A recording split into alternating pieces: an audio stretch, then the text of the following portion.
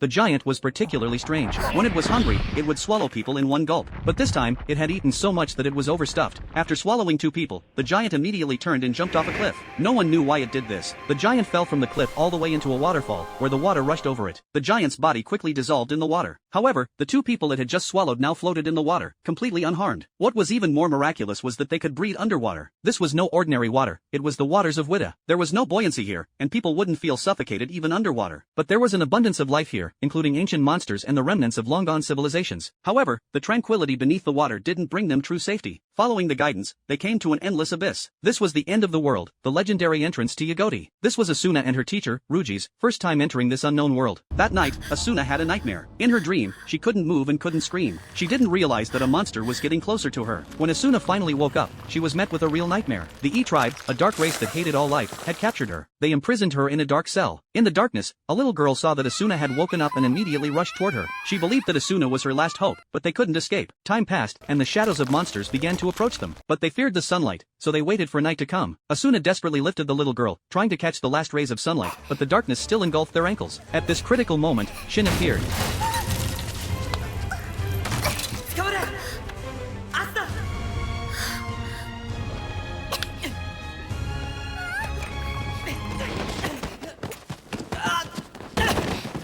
He grabbed both of them and they sprinted between the boundaries of sunlight and shadow, with the monsters chasing them from behind. At the most dangerous moment, Shin jumped them into a river, but he himself was scratched by the monsters. They disappeared into the flowing water. Fortunately, Ruji found them. He safely took the little girl back to the village, but the villagers were hostile toward them. The surface humans had once brought disaster, and they were still seen as pollution and a threat. Ruji and Asuna had no choice but to leave. But then, the little girl's grandfather came to their aid and offered them a place to stay for the night. That night, they heard the true history of this world for the first time. This world once had a glorious civilization and advanced wisdom, but the kings on the surface constantly invaded other countries for money, leading to their destruction. As a result, this world chose to isolate itself from the surface. The elder continued the story, saying that life and death followed a pattern, and forcing things would only lead to losing more. Ruji remained determined though, and vowed to resurrect his wife at any cost. The next day, they set off again. However, Asuna's friend, the cat, chose to stop. It seemed to sense that its time was running out and didn't want Asuna to feel the pain of parting. The giant took the cat's body and swallowed it. At that moment, Asuna understood that life and death in this world never truly disappeared. Finally, they reached the end of the world. Below the abyss was the final path to the gate of life and death. Ruji, disregarding his life, climbed down the cliff. His fingertips were bleeding, and his legs were pierced by sharp rocks, but he refused to give up because behind that door was his only obsession, his late wife. In this mysterious and sorrowful world, Asuna and Ruji were about to face the most cruel choice. The legendary yellow spring boat, which carried the souls of the dead, appeared before Asuna. Ancient emperors and military generals had boarded this boat to borrow ghost soldiers, winning wars and gaining achievements. Yet, for some reason, this part of history disappeared. Asuna boarded the boat, and Ruji followed. According to scattered records, the yellow spring boat was at the